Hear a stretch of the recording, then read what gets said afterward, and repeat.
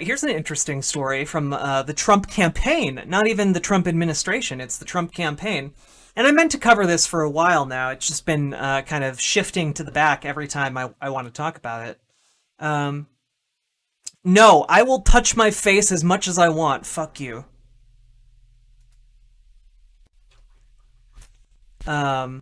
All right.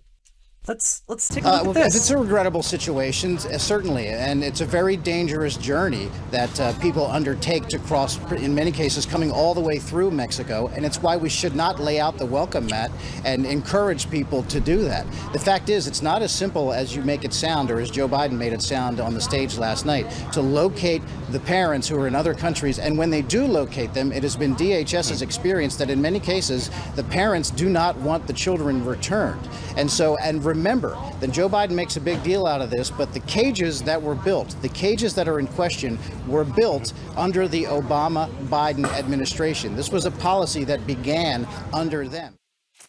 So, here's the thing.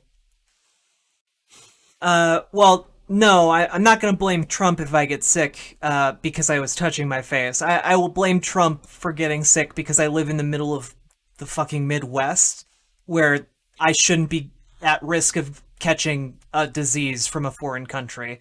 But here I am in a state where COVID cases are rising. But also, fuck you. Um, you have to. Well, Liam, the issue is that they have to test to find how many cases they have. They have 36,000 deaths total for the entire continent. And it's because they're much more prepared than we were. And they did much more to prep for it and be prepared for it. And they didn't sit on their ass for months. They took it seriously. And, we're paying the price for not doing the same. Um, well, no, I mean, you know that, like, African cities are, like, normal metropolitan areas, right? They're not like living in huts all across Africa, right? Like there are extremely dense metropolitan areas in Africa.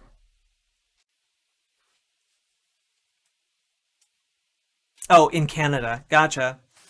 I mean, but also there are extremely dense like areas in Canada as well.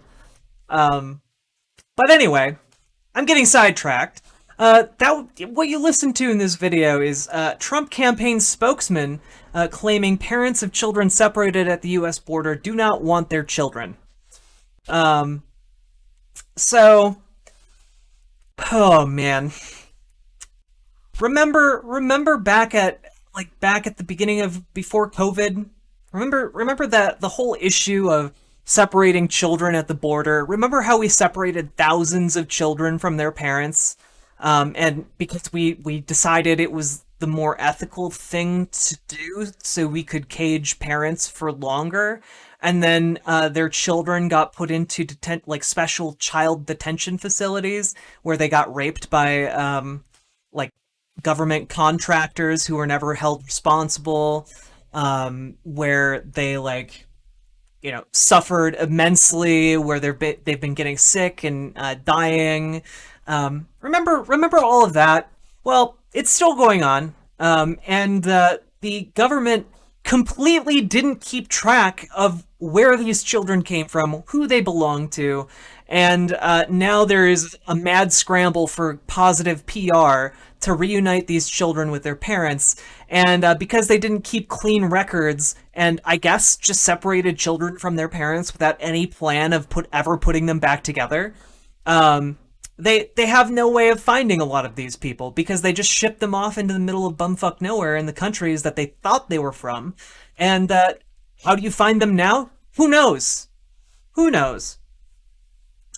Um, so, for whatever reason, instead of the Trump administration or anyone in charge of actually putting these children back with their parents, oddly enough, Trump's campaign communications director answered this question, saying that the reason migrant families separated at the border by the administration have not been reunited is because the parents don't want their children back. You know, that thing that parents traditionally don't want Children. They don't want them back. Earlier this week, it was widely reported that the federal government has been unable to locate the parents of 545 children who were separated from the rest of their families after they crossed the border. Yeah, guys, I mean, Trump's a good guy. We just, separated hundreds of children from their families for no reason. So we could put them both in detention facilities. But this administration's good, I guess. Whew. Man, that's depressing. Lawyers have been unable to find the parents of the children after the majority of families were deported back to Central America, according to the ACLU. Court filing from the ACLU showed that they have only made contact with the parents of 550 children out of close to 1,000 families separated at the border in 2017. This is just in 2017. Jeez. Speaking to CNN's Newsday on Friday morning, Trump campaign spokesman Tim Murtaugh said, "It's a regrettable situation, certainly, but claimed the problem is more complicated for the Department of Homeland Security than has been reported, according to Politico. The fact is, it's not as simple as you make it sound or Joe Biden made it sound on the stage last night to locate parents who are in other countries," Mr. Murtaugh said. And when they do locate them, it has been DHS's experience that in many cases the parents don't want them returned. Later on in the interview, he made claims against host John Berman, saying, "You have to locate the parents, and when they are located in these countries, in many cases, John, the parents do not want the children sent back to them in their home countries." In a statement to Politico, DHS spokesman Chase Jennings said that the agency has taken every step to facilitate reunification of these families where the parents wanted such reunification to occur. He added, "The simple fact is this. After contact has been made with the parents to reunite them with their children, many parents have refused. However, the more than 500 parents separated from their children at the border have not been contacted by the steering committee appointed to the task, meaning they don't know the family's preference." Interesting. So these parents who DHS and Trump's spokesman say do not want their children back have not been contacted by the committee that is in charge of actually determining whether or not, what to do with these kids. So, interesting, a very interesting point here to really take into account. During the final presidential debate between Donald Trump and Democratic challenger Joe Biden on Thursday evening, the pair clashed over the reports. Mr. Biden said the children have been left in limbo by the Trump administration and that separation of the families is criminal. True! Parents were ripped, their kids ripped from their arms and separated, and now they cannot find over 500 sets of those parents, and the kids are alone with nowhere to go. Nowhere to go. Or in some cases, in some cases, these kids are being adopted, and after they're adopted, there's no way in hell that they're going to be unadopted to be sent to their original family. So we're, giving kids away to other families against the will of probably both the children and the parents. President Trump responded by mentioning immigration policy under the Obama administration, in which Mr. Biden was vice president. He criticized the Obama administration for constructing detention centers for undocumented migrants to the U.S., and asked the Democratic candidate repeatedly, who made the cages? A very rich question to ask, considering the literal concentration camps that Donald Trump has constructed and privatized for immigrants in the United States. A rich question indeed, while, people literally die in concentration camps. So, I don't know. He's doing it more than the Obama administration ever did, and, this is a rich question to ask in that context. The Trump administration was responsible for the now-suspended policy that separated thousands of children from their parents at the border. The Obama administration first built the cages to temporarily hold the migrant children. They are so well taken care of, the president then claimed. They are in facilities that are so clean. Mr. Biden said the Obama administration's handling of immigration was a mistake and added, "It took too long to get it right. I'll be president of the United States, not vice president of the United States." And that's a good point. The Vice President of the United States doesn't have the same power that the President of the United States does. I think we all understand that. We all understand that Mike Pence, as big of a shitbag as he is, does not have the power of the presidency. He has the power of the vice presidency, which is incredibly limited over even issues like this. So let's see.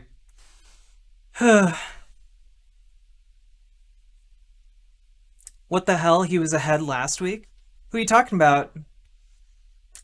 We are grabbing families at the border, throwing kids in cages, making their parents disappear into thin air. BS. Oh, no, you're saying we didn't do that? Except that we did do that. We literally took children and then we deported their parents. Like, yeah, we did that. We have here. You want to let's take a picture. U.S. Immigration detention centers. Let's take a look. Look at this. Wow. Super cool here. Look, they made tents for him. Super kind, I guess. Wowee, look at this room full of children under tinfoil blankets. Looks pretty cool to me. Yeah, super good. Awesome. Real cool times. Yeah, by the way, this image is from an article, U.S. Must End Hunger in Immigrant Detention, because we literally starve these people.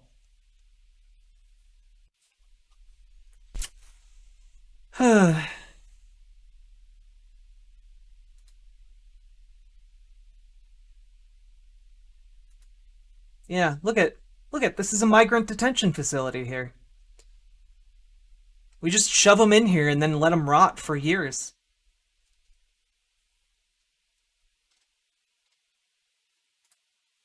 You can find pictures of this all over the place. Look, migrant children held in Texas facility need access to doctors, says attorney. Inhumane conditions for detained children amount to emergency public health crisis, says attorney who visited the center. Not even an attorney who's like, yeah. This is from, when was this? Yeah, this is from July of 2019. This isn't that long ago, people. Or we can look up immigrant children sexual assault. Let's see. Thousands of immigrant children said they were sexually abused in U.S. detention centers, report says.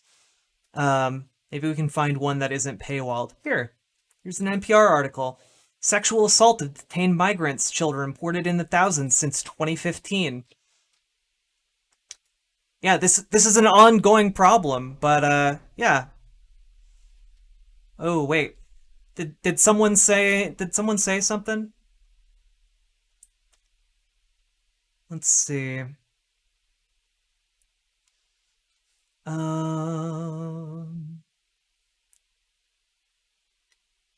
I would actually like to encourage better immigration policies that allow people to more easily become citizens, because immigrants have been shown to be net benefits for our economy.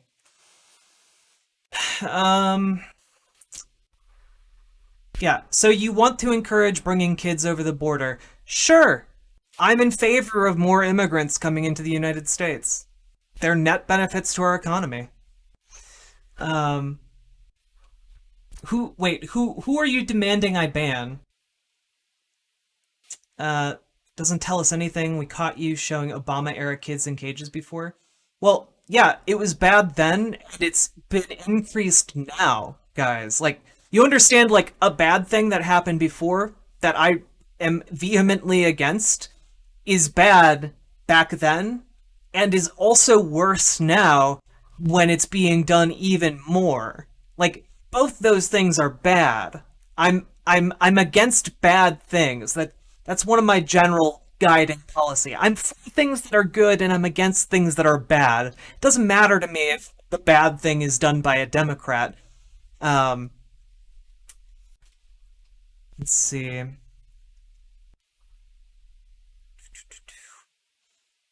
Let's see. Oh, it's Foidoy. Hello. Pelosi and AOC visited the border. Why would they allow this? Well, because Pelosi and AOC don't have the power to end our immigration policies. That's largely a thing that the president can do, and also needs to be passed through the House and the Senate, probably. And that's just not happening right now. Because not long ago, Biden and Obama could have solved all of this, but didn't. Right. Yeah, I fully do blame Obama for a lot of things that are bad. Like this stuff. I think Obama really messed up in a lot of ways. Um, let's see. Its limit. What contention do you have? Um,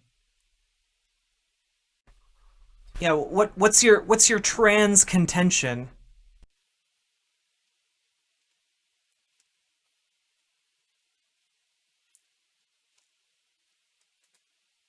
Foidoy. Well, Foidoy, I'm in favor of having like a reasonable restrictions, but also I think we should let in a lot more refugees and a lot more immigrants. Uh, for example, Germany let in 3 million refugees, and they are actually doing their economy is doing extremely well right now. DACA is great, but we really need to fulfill the promise that DACA had.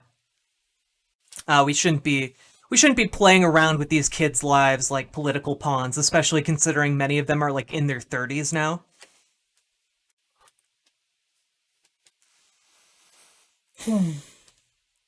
Pelosi and AOC have mouths. They are in front of cameras every day. They aren't saying a word. Well, no, but they talked about it extensively at the time. But you understand, like, the news cycle has moved on. Like, we're barely talking about this now. Um, and it's still going on. ICE is still detaining people, but this is why people at protests will say, abolish ICE. Because ICE is fundamentally bad as an enforcer of these kinds of policies. Um, Sully ED, if that's true, I encourage you to go to a media organization with your evidence and present it. Um, Obama, yeah, I haven't denied that Obama put people in cages, and I also said that that was bad. Um, Soap and water is good. What the fuck are you guys talking about? Anyway, um,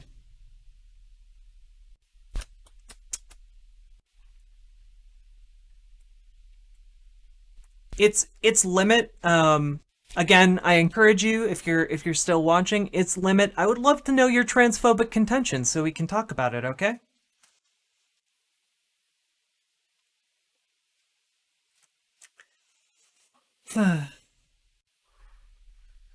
Their dumps thing is in the chat. Okay. Yeah, that sounds about right. Um. Anyway. Oh, trans issues in sports. Well, like, what's the specific contention about trans people in sports? Are you saying like trans women shouldn't be allowed to compete in sports? Trans men shouldn't be allowed to compete in sports? Like, what's the contention? You're just giving me a general topic.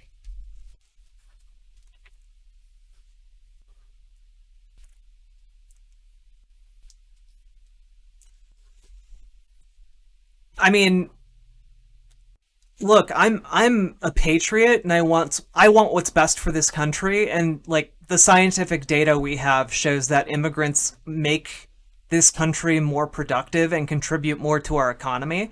And I like generally supporting policies that are in favor of our economy.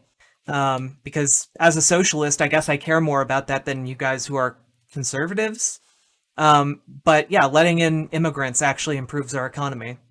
Like, yeah, that it's a huge contributor to our economy right now. Um, I mean, Foidoy, I can show you. Here, I'll bring up the information here. Um, Immigrants.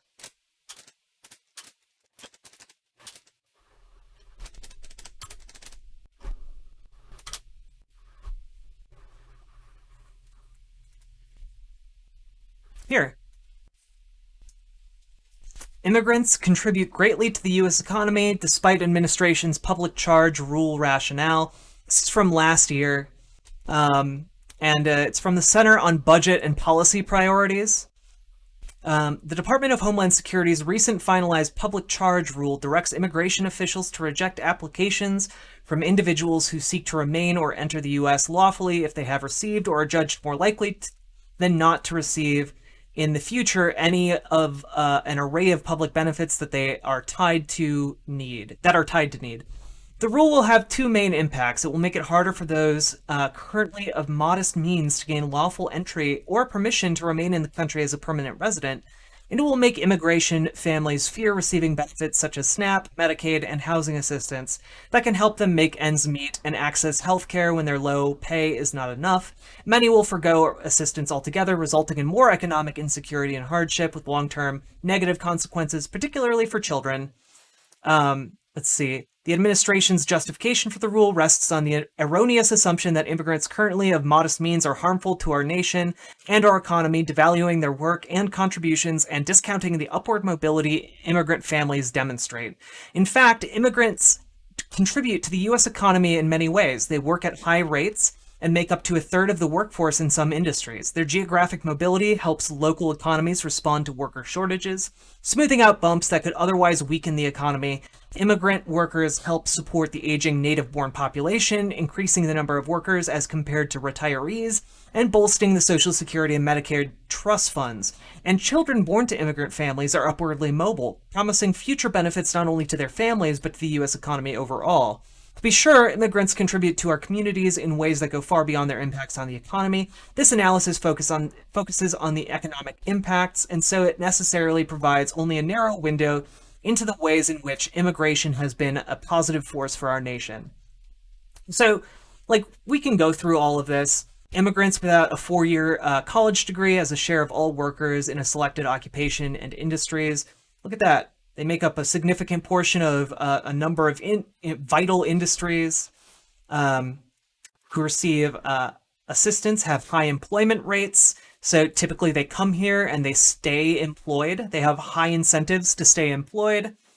Yeah. Well, here's the thing.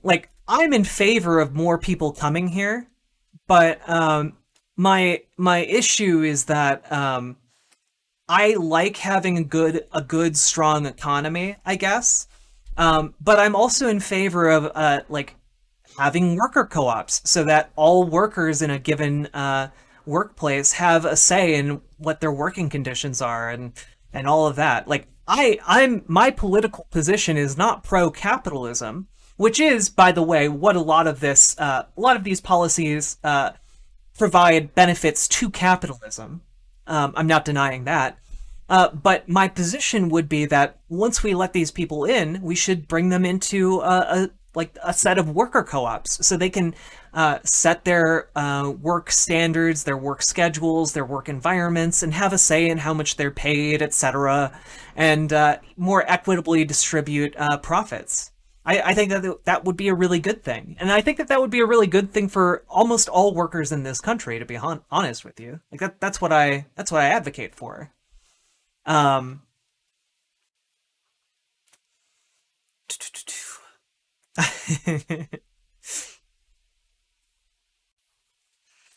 um, let's see. She not once mentioned illegal immigrants. No one I know is against legal immigration. Well, the issue is that illegal immigrants actually contribute even more to our economy because illegal immigrants pay taxes and receive none of the benefits that a legal immigrant might receive. So illegal immigrants actually contribute far more to our economy, even more so than legal immigrants. So that's the issue. Your argument is just kind of bad because illegal immigrants tend to work below even standard market wages, and they tend to they don't get assistance from the government for paying taxes. And a lot of them do pay taxes, by the way. They'll pay sales tax, for instance. They don't get benefits from paying sales tax. They don't get any of these access to social programs that similarly wealthy legal immigrants might get. So there's this issue of, yeah, I mean, both legal and illegal immigrants both contribute massively to our economy. And yeah, Foidoy, white privilege is 100% a thing. Like, why do you think we talk about illegal immigrants and focus entirely on illegal immigrants from Mexico rather than illegal immigrants from, say, Canada or the UK? Remember during the 2016 election when an illegal immigrant from the United Kingdom tried to assassinate Donald Trump? That's a thing that happened. That's a real thing that happened at one of his rallies. We literally had an illegal immigrant trying to kill the soon-to-be president of the United States. But no one ever talks about illegal immigrants from the UK. No one ever talks about that. It's because they're white. We only talk about the brown ones. And I think we need to question and look into ourselves why that is. And I have to tell you, it's a form of white privilege. White people don't get the same amount of flack that brown people do in this country. Um,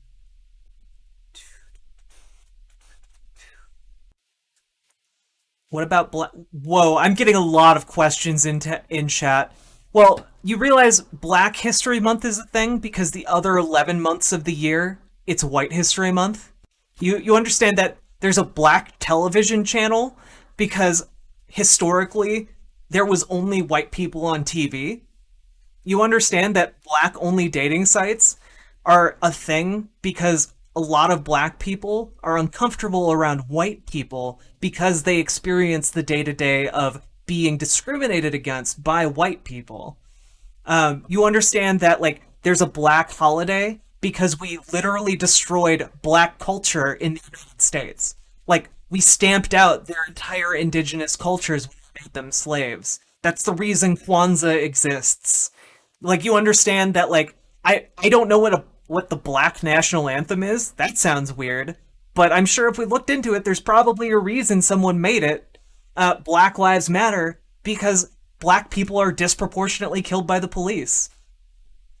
Guys, it's not that hard to figure out. Why are there black only scholarships? Why is there affirmative action? There's affirmative action because for centuries in the United States, there was already affirmative action for white people. The affirmative action we have now is just counterbalancing that, or attempting to some degree.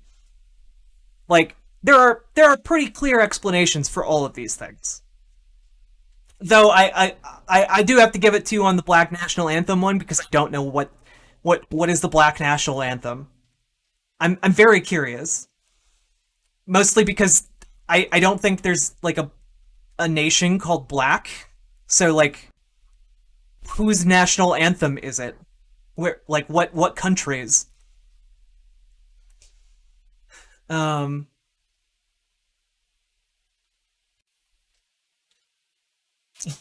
Sorry you have school tomorrow, Sullied. I hope this has been educational though. I hope this stream has been good for you, okay? Um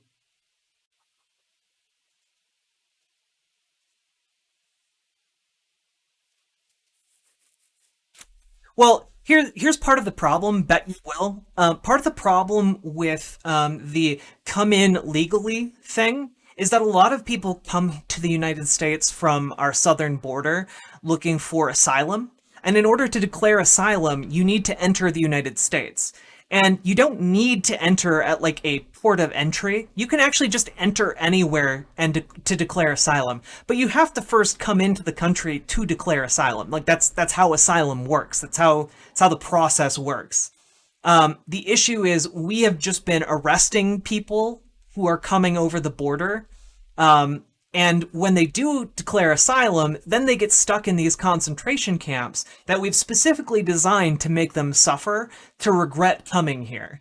While they await their hearing before a judge that has been expedited to deny them refugee status in the United States.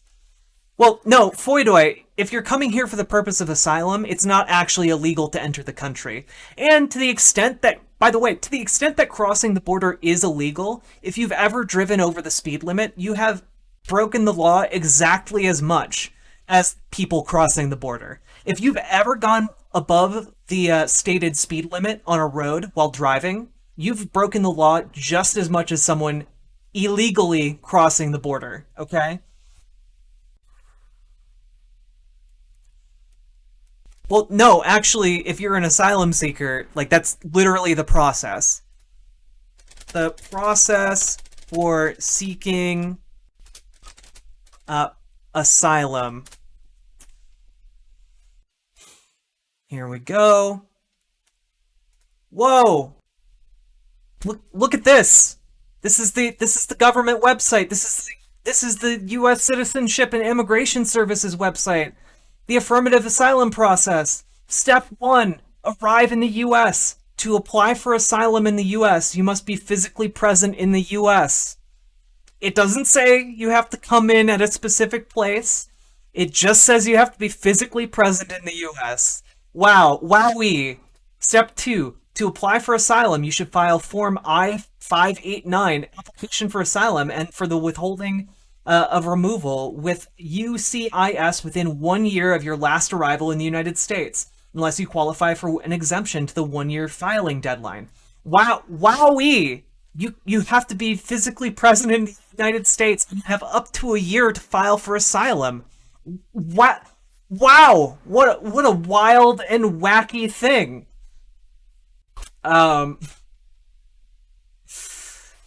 Uh, this is y'all are nuts. You don't even look up the thing.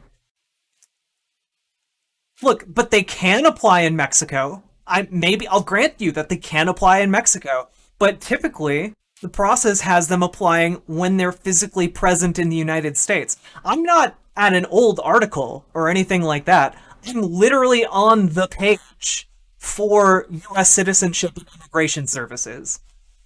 Um, like, this is the process, guys. You are now just splitting hairs.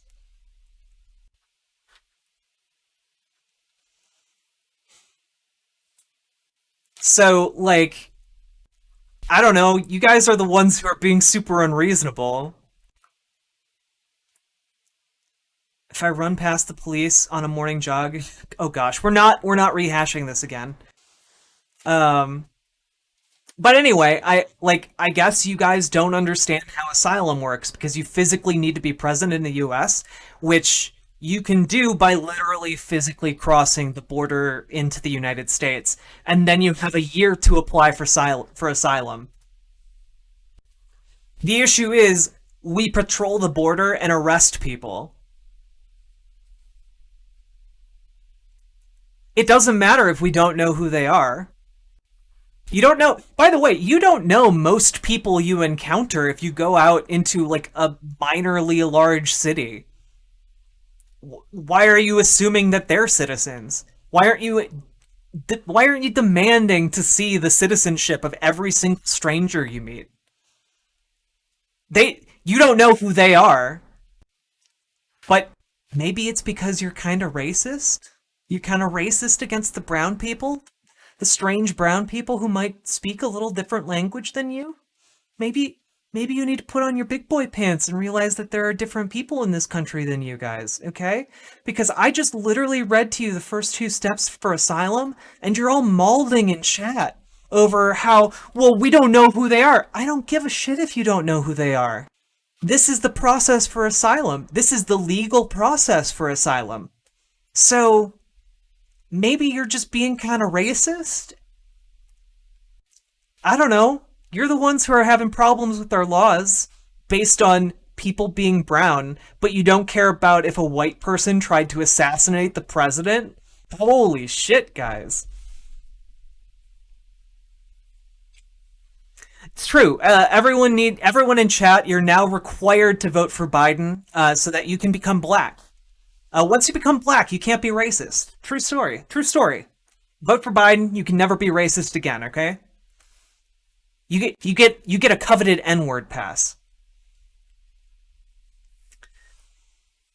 Oh gosh. Yeah, obviously I'm kidding. Obviously I'm kidding. It's a funny thing. It's a funny thing that he said. There's a reason why they go through the correct system, so we don't know if they're criminals. Yeah, but that's not. I mean, that's part of the process after they apply for asylum. If if they don't apply for asylum in 1 year, then yeah, they're breaking the law. But they have a year to apply for asylum.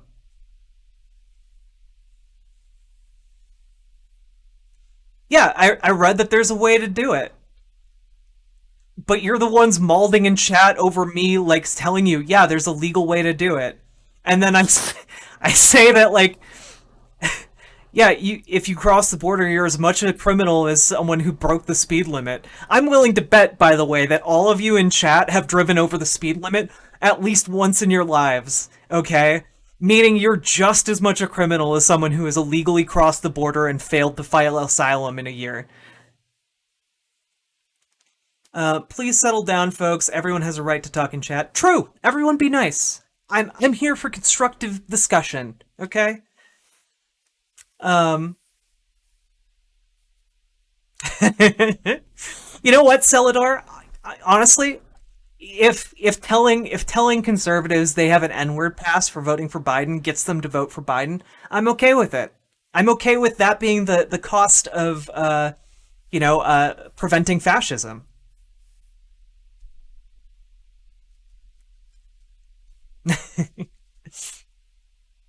Oh man, the website even has a helpful little assistant to help you file for asylum. That's real cute. All right. It's a secret part of Biden's platform. Um I mean, however many people want to come here and seek asylum, I guess. I mean, if Germany can accept 3 million refugees into their country, I think the United States could probably do a lot better. Remember the song Wide Open Spaces?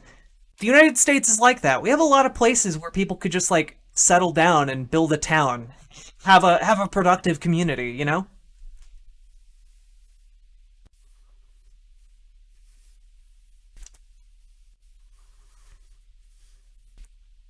I'm pretty sure most people show up for their hearing. You know what? I'll look up those numbers for you though. Okay. Um, Immigrants showing up for to asylum. Oh, here we go. Oh, nope. Paywalled. Excuse me.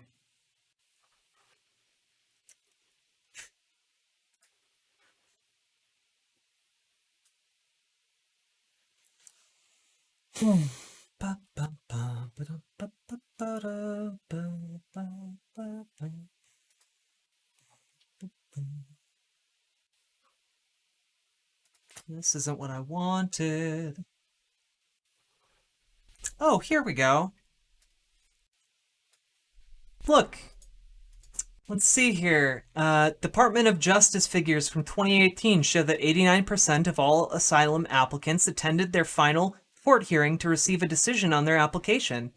When families and unaccompanied children have access to legal representation, the rate of compliance with immigration court obligations is nearly 98%. Dang. Wow. That's that's pretty big number there, guys. Man. Wow, wowie. The 98% of women and children. Dang. And almost 90% of the overall uh, people coming in to claim asylum. Man, that's a pretty good rate there. Um, yeah, the Trump administration has repeatedly falsely claimed that only 3% of asylum seekers and 2% of immigrants attend immigration court. Yeah, those are just lies. So I mean, if this is what you're claiming, then all right. I mean, the issue is, bet you will, is that the people who are coming here legally are being detained and in forced concentration camps for years. Like that's the issue. I'm against concentration camps in the United States just on principle. And the reasons given for keeping these people in concentration camps are flimsy at best and outright lies at worst. So I'm not in favor of concentration camps if they're built on lies. And generally, even if they were true, I'm not in favor of concentration camps. You know what? You can write that on my tombstone. Jack Gardner, not in favor of concentration camps. There are no concentration camps. Well, I mean, they're camps full of people who are highly concentrated into extremely small spaces who are daily gassed with chemical agents that are not meant to be inhaled or, applied to the eyes. And yet, and you have people dying and getting sexually abused in them. Like, no, these are concentration camps. They're not death camps. They're not Nazi death camps, but they are 100% concentration camps where people are dying of hypothermia, people are getting raped by guards. It's a bad, bad place. And you know what? All of those same things, they apply to the camps where they have children, too. The children are getting raped. I thought people on the conservative right cared about the well-being of children, but I guess they don't care about the well-being of brown children from other countries. Show us one? Well, I showed you a bunch of pictures earlier of different concentration camps.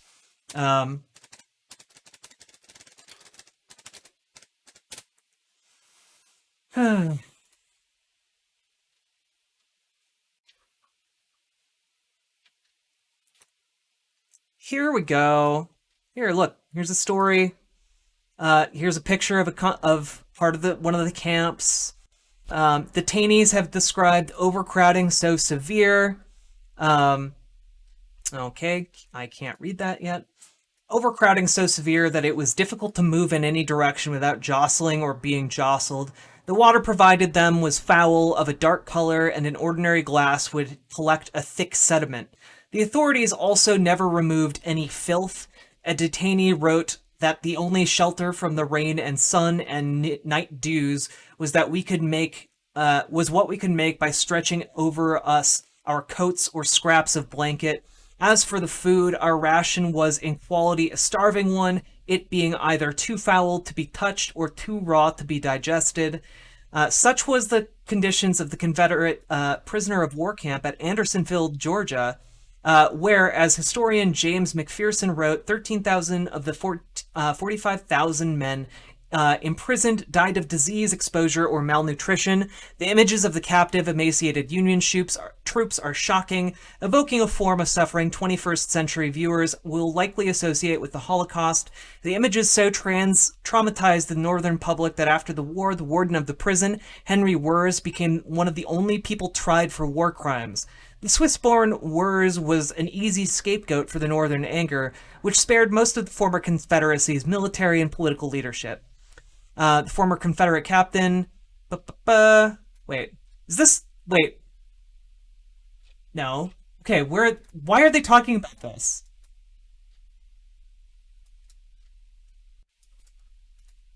Shit. Wait. Ah, here we go. Okay. Wow, this is an incredibly long intro. What the fuck? Alright.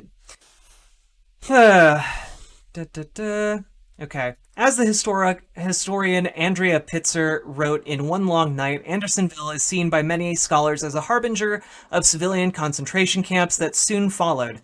Concentration camps antedate the Holocaust by many decades, having been used by the Spanish in Cuba, the British in South Africa, and both sides in World War I. Pitzer identified concentration camps, in short, as places of forced relocation of civilians into detention on the basis of group identity. They are often created as a kind of collective punishment, although, she noted, rarely have governments publicly acknowledged the use of camps as deliberate punishment. Detainees, she wrote, are typically held because of their racial, cultural, religious, or political identity, not because of any prosecutable offense, though some states have remedied this flaw by making legal existence next to impossible. Nearly every nation has used camps at some point, though the degree to which their populations have embraced them and the devastation wreaked by each camp system has varied wildly, Fitzer wrote. Their worst effects tend to be dampened in freer societies where legal systems and legislatures have an opportunity to act. Yet a relatively healthy democracy is just as capable of instituting camps as the most corrupt communist society or military dictatorship, sometimes with horrific results. Americans have again recoiled in shock and horror over the past few weeks as observers who visited immigration detention facilities in the Southwest reported that children were being held in cruelly austere conditions. The observers told the press that the children at a facility in Clint, Texas, were sleeping on concrete floors. Do we have pictures? Part of the problem is a lot of these places don't allow pictures to be taken. All right. Close that. They described children as young as 7 or 8. Okay. Many of them wearing clothes caked with snot and tears, caring for infants they've just met. A visiting doctor called the detention centers torture facilities. And keep in mind, by the way, a more recent article revealed that they're performing forced hysterectomies at some of these facilities. They're literally forcing sterilization on women in these camps. So I do have to remind you, by the way, that forced sterilization is a form of genocide. Putting ethnic people in camps and sterilizing them is a form of genocide. That's not a contentious statement to make. It's literally part of the definition of genocide. At least 7 children have died in U.S. custody in the past year, compared with none in the past 10 years prior. More than 11,000 children are now being held by the U.S. government on any given day. As if these conditions aren't insufficiently punitive, the administration has canceled recreational activities, an act, like the conditions themselves, likely violates the law. Processing center in El Paso, Texas. Gosh darn. Be nice if I could read this. In some cases, cells designed for 39 people were holding 155 people. Look, I don't know, guys, what you would call this other than a concentration camp. A cell designed for 35 people housing 155. What do you call that? You're concentrating a lot of people inside of a camp. Seems like a concentration camp to me. One observer described the facility to Texas Monthly as a human dog pound. Oops. The government's own investigators have found detainees in facilities run by Immigration and Customs Enforcement being fed expired food at detention facilities, nooses in detainee cells, inadequate medical care, and unsafe and unhealthy conditions. In early July, Inspector General report found dangerous overcrowding in some Border Patrol facilities and included pictures of people crowded together like human cargo. Do we have pictures of that? Oh yeah. Look, this is from the US government, guys. This is the Office of Inspector General. Look at all these people. These are people in cells. These aren't people waiting to be transferred somewhere. These are people being held. This is where they live right now. These are people with blankets shoved into cells where they can't even move. Look at all this. Yeah, the pictures I was showing earlier are from this document. Super cool. Yeah. I don't know. 88 adult males held in a cell with a maximum capacity of 41. Some signaling prolonged detention to OIG staff observed by OIG on June 12th, 2019 at Border Patrol's Fort Brown Station. Let's see. 51 adult females held in a cell designated for male juveniles with a capacity of 40. 71 adult males held in a cell designed for adult females with a capacity of 41. Standing room only for adult males observed. Right here. They literally can't sit down. It's standing room only. Yeah, these are families, so women and children. Um, yeah, look at all this. Super great. Super great. Definitely not concentration camps, though. Oh boy, definitely not, I guess. Because I done been told by chat. I don't know how you guys can like see pictures like that and not. Those are again pictures from our government. The government who is invested in painting these facilities in the best light possible, and they definitely found that that was not possible. This is, by the way, part of the Department of Homeland Security. You know, the famously left-leaning Department of Homeland Security. Yeah, y'all are wild. Oh, they didn't have a good Photoshop guy. Yeah, yeah. The Department of Homeland Security has a vested interest in photoshopping pictures of concentration camps. Typically, what they do. Definitely.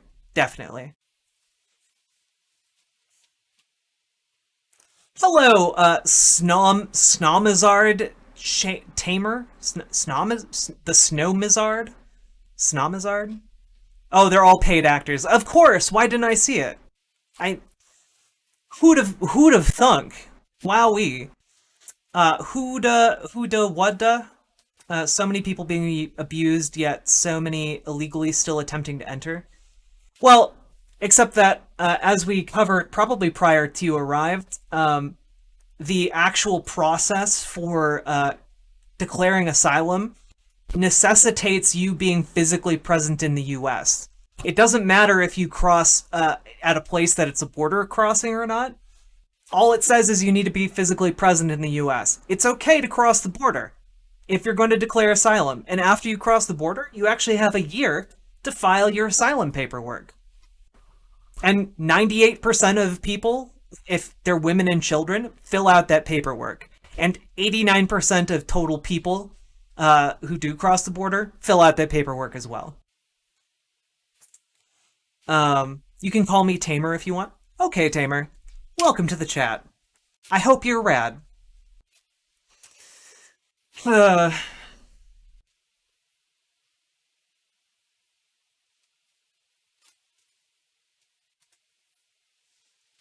Wait, did I read all of that? Did I read all of that and the people I was talking to left chat? Well, that's unfortunate.